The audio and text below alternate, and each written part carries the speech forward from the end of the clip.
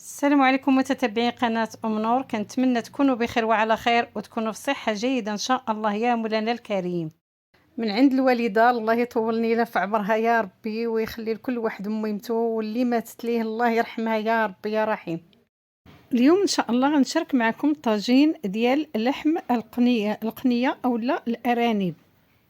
والمعروف انه اللحم ديال القنيه طري تبارك الله. انا غادي نقدم معكم بمكونات بسيطه وخطوات سهله. تبعوا معايا الفيديو حتى الاخر وغادي تشوفوا تبارك الله التوابل الشهيه، وغادي تشوفوا تبارك الله هذه الطريقه اللي هي متميزه وكتجي لذيذه تبارك الله. واللي كيدخل اول مره القناه يدير لي اشتراك ويفعل الجرس باش يوصلوا كل جديد من عندي. ما تنساوش جيم ومن التعليقات زويونين بحالكم. وبسم الله على بركه الله، اللهم صل على الحبيب المصطفى. ملي كنذبحوا القنيه كنحلوا ليها الفم ديالها بحال هكا حتى هو وكيتغسل من الداخل، ومن بعد كنفركوها بشويه ديال الملحه وشي نقيطه ديال الخل، ولا اقتضى الحال كنديروا شويه ديال الطحين، ولكن من بعد تغسل مزيان وتنشف، ضروري تنشف. هذا سر من الاسرار نجاح واللذه ديال اللحم ديال القنيه. كناخذوا اناء كنديروا فيه الثوم، ما بين 4 حتى 6 د الحبات ديال الثوم. انا راه درت دابا 4 كبارين شويه، ودرت معلقه ديال السكنجبير، معلقه ديال الخرقوم،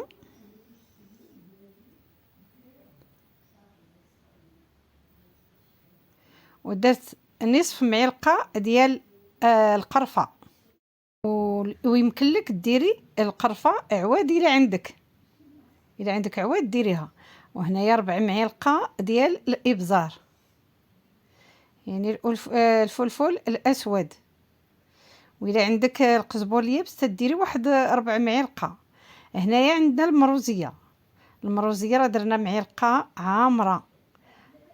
حنا في البلاد هنا كنقولوا الطبزيره، يعني معلقه ديال الطبزيره اولا معلقه ديال المروزيه. هنا عندنا الزبيب راه يمكن لكم ديروا اكثر من هذه الكميه، يعني ديروا كاس ونص ولا كاس عامر. حنا مع كاين اللي مريض بالسكري ما كثرناش بزاف. الله يشافي كل واحد يا ربي ارحم الراحمين.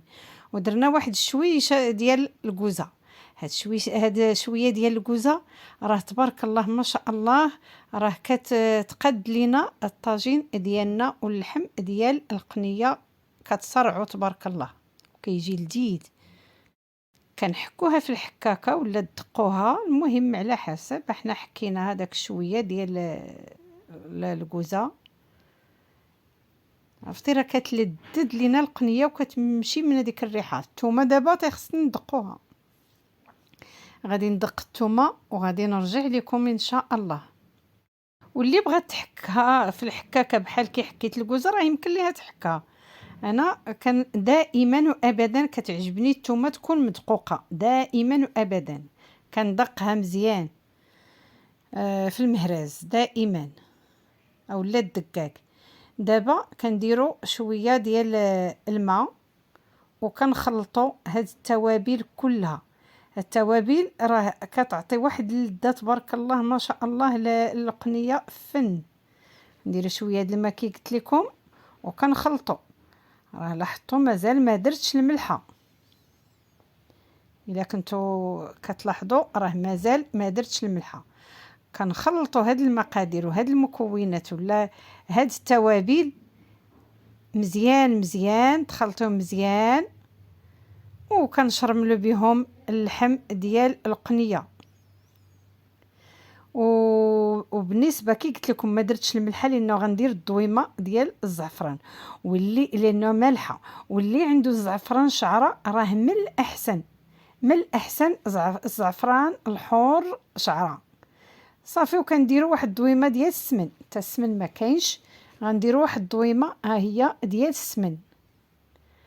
هاد الضويمه ديال السمن، وإلا عندكم السمن نتوما غادي ديروا نصف معلقه بحال هكاك صغيره حتى ل4 معالق على حسب الجوده ديال السمن. الا كان حار بزاف ديروا غير ربع، الا شويه ديروا نصف معلقه، وخلطوا هاد التوابل كلها هي تخلط. وكي قلت لكم الملحه ما ديروهاش حتى تذوقوا، لانه السمن هذيك الضويمه ديال السمن مالحه وهذيك الضويمه ديال الزعفران مالحه، لهذا ما ديروش ديك اسمها ديك، ما ديروش الملحه حتى تذوقوا. كنهزوا اللحم كنشرملوه من بعد ما قطعناه كي شفتوا، حنا راه قطعناه طريفات طريفات، هانتوما كي شفتوا مقطع طريفات باش يتشرمل. حتى الكبيده ديالو ما تلوحوهاش، حتى هي زوينه، حتى هي الطيب. وبالنسبه للبصله حنا قطعنا داكشي الكافي اللي غادي يكفيني البصله. كنفرشوا واحد شويه، انا درتها دويورات، وراه يمكن لكم نتوما ديروهاش نعناف ولا تقطعوها مربعات على حسب الذوق ديالكم. نتوما كنستفوها مزيان، علاش؟ باش ما يتحرق لينا اللحم في الطاجين. زائد البصله كتعطيه واحد النكهه، واحد اللذه، واحد اسمه غزاله تبارك الله. صافي كنفرشوا البصله، فرشيها مزيان مزيان باش تحطي عليها القنيه. صافي كنمشيو دابا لهذيك القنيه، دوك الطريفات، يعني الطريفات ديال القنيه اللي قطعناهم كنشرملهم وكنستفوهم هكا فوق البصله. هادشي كله يتشرمل مزيان مزيان. ها نتوما شوفوا كي كندخل ديك الشرموله مزيان في اللحم، المهم يتشرمل مزيان. صافي وكنستفوه في الطاجين ديالنا مزيان. ما تبقى من الشرموله ولا من ديك العطريه، دوك التوابل اللي شرملنا فيهم اللحم ديال القنيه اللي درناه في الطاجين كي كتشوفوا. صافي كنخلطوا معاه شويه كي قلنا، كنديروا شويه د الماء وكنشرملوا هذيك البصله، وكتشرمل ديك البصله وكنستفوها فوق الطاجين. وتستاف على طريقتكم. حتى التقطع ديال البصله راه يمكن لكم ديروه شنان، فيلا ما بغيتو ديروه دوائر. هاد البصيلات عندنا صغار درناهم دوائر، وكنديروا لهم واحد 4 كاس حتى نصف كاس ديال الماء، مع ما تبقى من داك الماء ديال اللي شرمنا فيه البصله، ونديروا الزبيب ونديروا خويط ديال زيت الزيتون اولا زيت مخلطه ما بين زيت الزيتون وزيت المائده. صافي وكنديروا واحد شويش ديال الملحه. انا راه هي الا كتبان لكم درت واحد شويش ديال الملحه من الفوق. صافي وكنغطيوه. بغيتو باقي عندكم الوقت راه ما ديروش هاد السلوفان، كديروا الطاجين مباشره الجمر من الاحسن في الفخر، على الفخر وفي المجمر. وإلا ما كانش الفخر ما كانش المجمر كترديه فوق البوطه.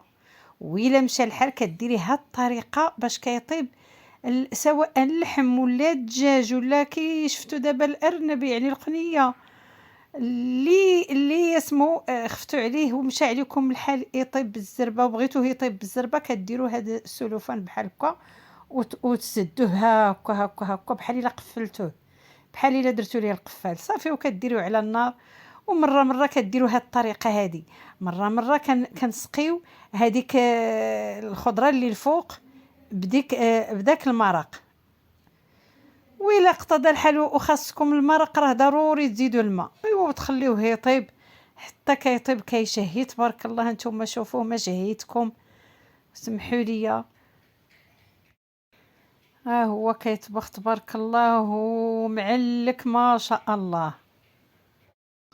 الطاجين ديالنا ملي طاب تبارك الله ما شاء الله، اللهم صل على الحبيب المصطفى وعلى آله وصحبه أجمعين.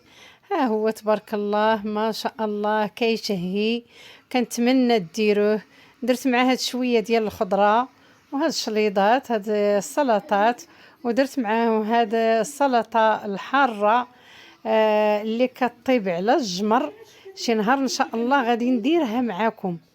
هاد الشلاضه هادي ها هي راه كطيب على الجمر وكتجي لذيذه زوينه على الفخر يعني، او كتشويها ولا كديريها على البوطه وكتجي زوينه. ها هي كتشهي، كيسميوها هنا في البلاد مرقه حزينه.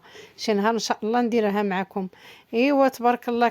كنتمنى تعجبكم الوصفه وتبارطاجيو مع احبابكم وصحابكم، والى اللقاء فيديو اخر ووصفه اخرى، والسلام عليكم.